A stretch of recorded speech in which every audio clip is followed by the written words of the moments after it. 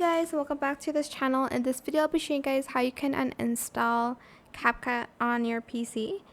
So I just searched add or remove programs here, and then you are going to go to the CapCut section and just click uninstall. It's going to bring you to like a page and then uninstall. I'm not going to do that though because I need CapCut. So yeah, that is it. Super simple. Hope it was helpful for you guys. Don't forget to like, comment, share. Also subscribe to this channel if you haven't done that already. If you have any more questions about this video, just leave it in the comment section down below. I will try my best to answer them all for you guys. And if you found this video helpful, please click the thanks button as well. That is it for this video. Thank you so much for watching till the end, and have a nice one.